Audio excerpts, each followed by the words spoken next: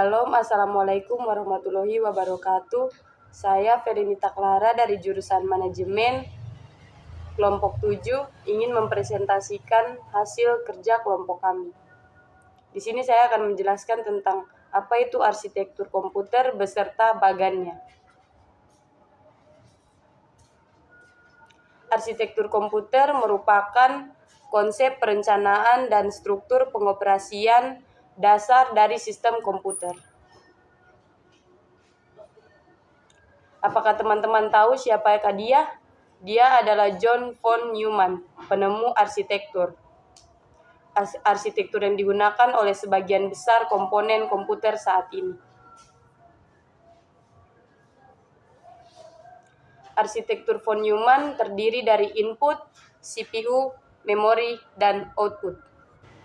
Bisa kita lihat di dalam CPU terdapat control unit atau CU dan arithmetic logical unit. Selanjutnya, slide berikutnya akan dijelaskan oleh teman saya.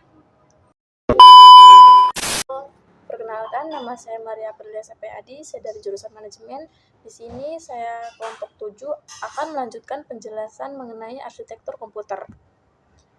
Yang pertama-tama kita akan membahas tentang input. Input bertugas memasukkan data ke dalam CPU untuk diolah menjadi sebuah informasi. Misalnya, pengetikan di keyboard akan diolah ke dalam CPU untuk menjadi sebuah informasi. Next. Yang kedua adalah bagian dari CPU.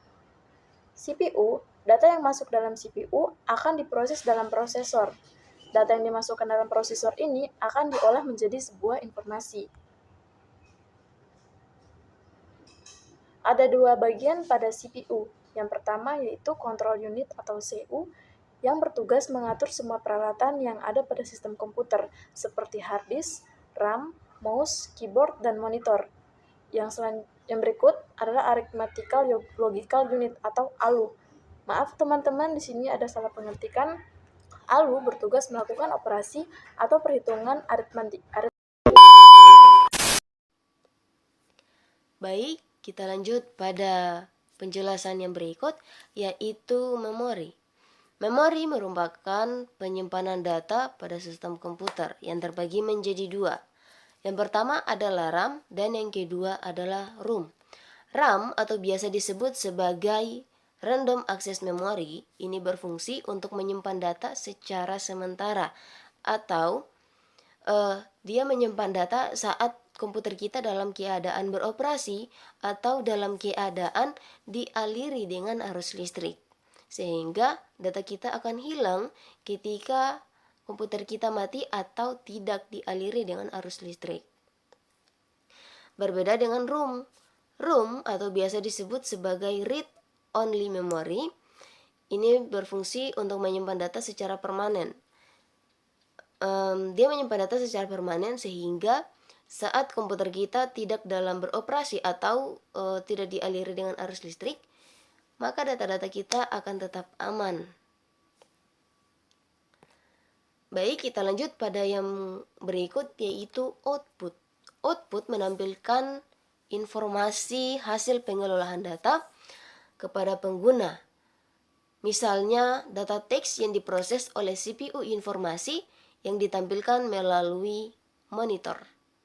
Ya baik, bisa kita lihat di sini ada contoh saat mengoperasikan komputer.